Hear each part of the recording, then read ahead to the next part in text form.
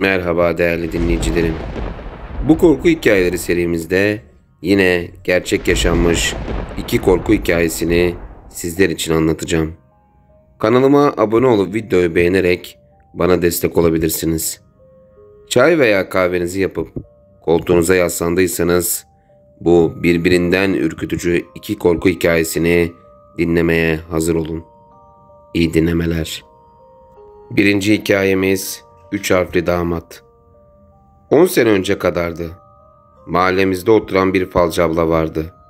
Onu eve çağırdık ve kahve falımıza bakmasını istedik. Sıra kardeşime geldiğinde ona bir yüzük tarif etti ve o nerede dedi. Kardeşim de çantasından aynen tarif edilen yüzüğü çıkardı ve verdi.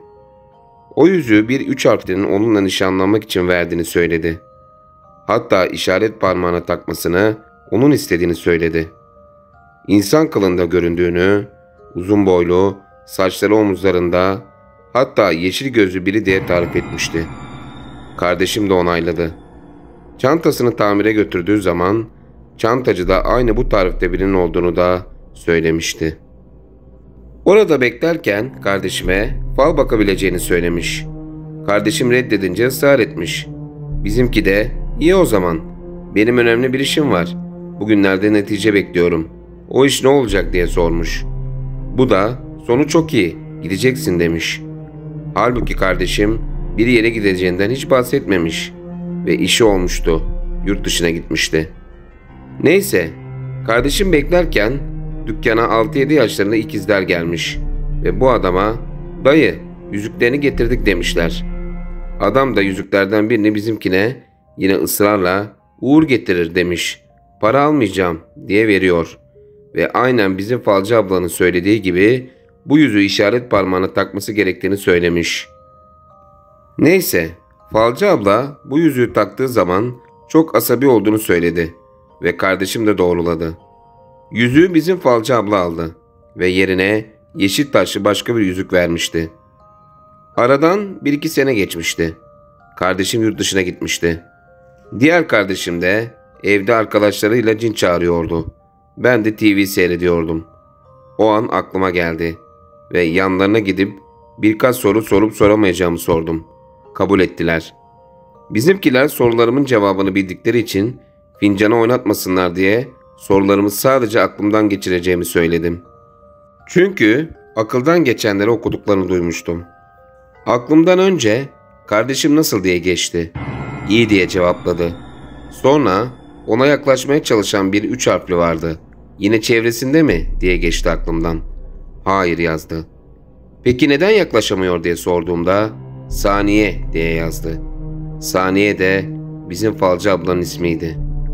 Bu olaydan sonra kardeşime yeşil yüzüğü sormuştum.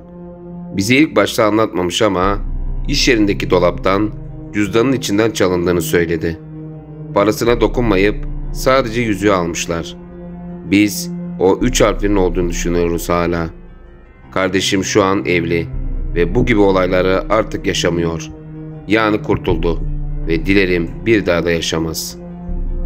İkinci hikayemiz Cinliköy. Kapı komşumuz Hüsnü Bey amca anlatırdı. Urfa'daki köylerinde bir zamanlar çok garip olaylar olmuş. Hala bu ürkütücü olayların devam edip etmediğini bilmediğini ama yine de emin olmadığını söylerdi bize.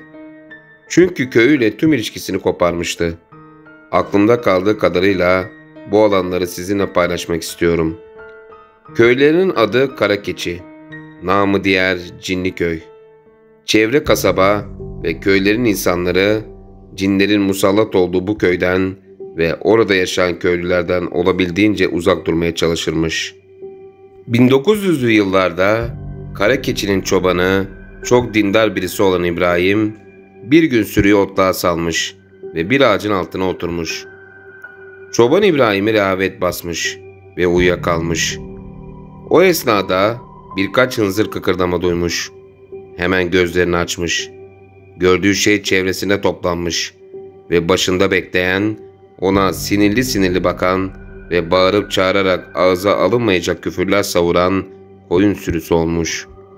Hızla ayağa kalkarak köye doğru koşmuş. Bir yandan da omzunun üstünden korkudan tir tir titreyerek arkasına bakıyormuş. Kanter içinde evine varmış ve ev ailesine soluk soluğa olanları anlatmış. Tabii ki kimse ona inanmamış.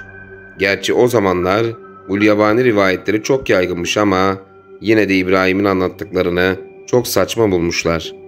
Hatta onun delirdiğini sanmışlar. Olay bir süre sonra unutulmuş. Çoban Hüsnü Bey amcanın dedesiymiş. İbrahim bir daha o otluğa gidememiş ve artık hiçbir koyuna bakamıyormuş.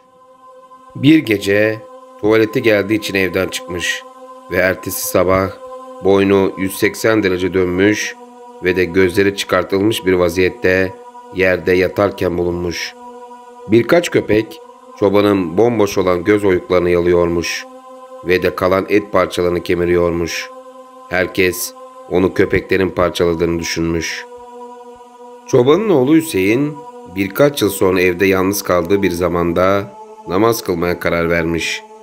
İkinci rekatının ortasında ev hafiften sallanmaya başlamış. Adam yine de namazına devam etmiş. Bu sırada evde başka bir şeylerin varlığını sezmiş.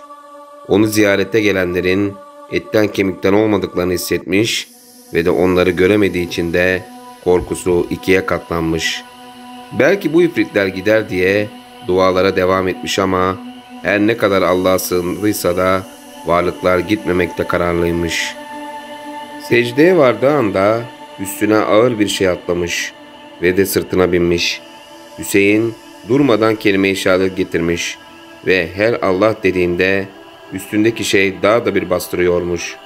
Adam yüzü tamamen seccadeye yapışmış bir halde dualar okuyormuş. Kendi arkasından gelen bazı koşuşturma ve de kağıt yırtılması sesleri duymuş. Ayağa kalkmak istediyse de yapamamış. Yerinde bile doğrulamıyormuş. Artık o kadar ağlamasının ve yalvarışlarının ardından sırtına çok sert bir tekme yemiş ve onların gittiğini hissetmiş. Bu olayı akşam üzeri ailesine anlattığı zaman herkes ona inanmış. Çünkü 1-2 dakika önce her zaman evlerinin duvarında asılı olan Kur'an-ı Kerim'i paramparça bir halde dışarıdaki tuvalette bulmuşlar. Bütün köye ve de çevre köylere bu olay yayılmış ve köy bundan sonra Cinliköy diye anılmış. Ama bu tip olaylar artık olmuyormuş. Hüseyin de bu hadiseden sonra bir daha ağzına Allah lafını almamış. Olaylar bitti derken 10 sene sonra Hüsnü Bey amca 6 yaşındayken babası Hüseyin yatağında ölü bulunmuş. Gözleri korkudan fal taşı gibi açılmış ve de vücudu kas katı kesilmiş. Köyün imamı gelmiş cesede bakmaya ve dualar okuyup üfledikten sonra adamın ölmeden önce felç geçirdiğini ve de bütün ayak parmaklarının kırıldığını fark etmiş. Ondan sonra bütün eve ve de ev halkına okuyup üflemiş ve de gitmiş. Hüseyin'in nasıl öldüğü anlaşılamamış. Zira o gece yanında kimse yokmuş. Yalnız Hüsnü Bey amca o gece babasının odasından bazı homurtu ve mırıldanmalar geldiğini duymuş ama önemsememiş. Hüsnü Bey amca büyüdükten sonra Ankara'ya taşınmış. Evlenip çoluk çocuğa karışmış. Dindar ve çok iyi bir insandı. Hepimiz onu çok severdik. Bazı tuhaf hareketleri oluyordu ara sıra ama hiç gözümüze batmıyordu. Hüsnü Bey amcayı geçen baharda gömdük. Ölmeden önceki gece tuvalete kalkmış ve ertesi sabah yan daireden gelen çığlıklarla uyandık. Onu salonun ortasında elleri kolları arkasına bağlı bulmuş ve şok olmuştuk. Fakat yapılan otopsi sonucuna göre kalp krizinden öldüğü ve kendisine hiçbir müdahale izi rastlanmadığını duyunca şaşkınlığımız 2 katına çıkmıştı. Şu an Karakeçi köyünde kimse yaşamıyor ve kimse de orada bir gece dahi bile kalmaya cesaret edemiyor. Değerli dinleyicilerim, birbirinden ürkütücü, gerçek yaşanmış bu hikayelerin sonuna geldik. Hikayeler hakkındaki düşüncelerinizi yorumlara yazın. Ayrıca kanalımdaki üyelik sistemine katıl butonundan katılarak kanalımdaki ayrıcalıklardan yararlanma imkanına sahip olabilirsiniz. Bir başka korku hikayelerinde görüşmek üzere. Hoşça kalın.